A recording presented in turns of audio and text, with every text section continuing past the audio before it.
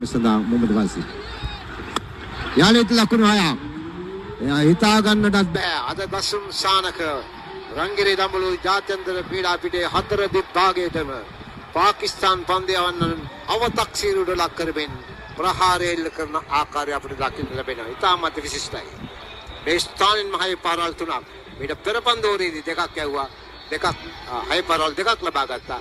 මේ පන්දු ඕරේ ප්‍රථම පන්දුවටම ලකුණු 6ක් ලබා ගැනීමට සමත් වෙනවා. බන්දුලාර පාකිස්තානයේ ඔස්ට්‍රේලියාවට එරෙහිව පල්ලේකැලේ දියත් කළ ඉනිම මට සිහි ගැන්වෙනවා දසුන් ශානකද පන්දුර පහර දෙන ආකාරය අනුව. ඔව් පැහැදිලිව ඒ තමයි ඔහුගේ ඔව් සාමාන්‍ය රුචිකත්වයක් දක්වන්නේ වේග පන්දයවන්නට පන්දුවට පහර දීමේ හැකියාව.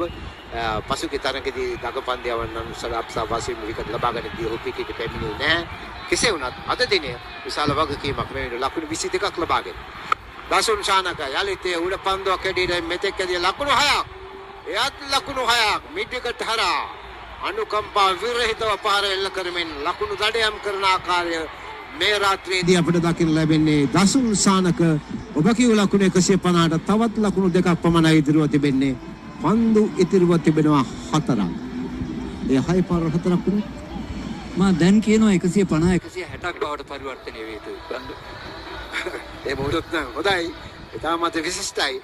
පාකිස්තාන් කණ්ඩායම කිසිසේත් සල්මන් අලියාගා හිතුවේ නැහැ ශ්‍රී ලංකා කණ්ඩායමේ සිංහ පැටව් මේ විදිහට නැගිටී කියලා.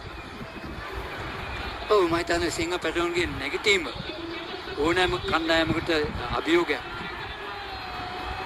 යාලි තොස් පන්දුවේ සදා පන්දයවන්.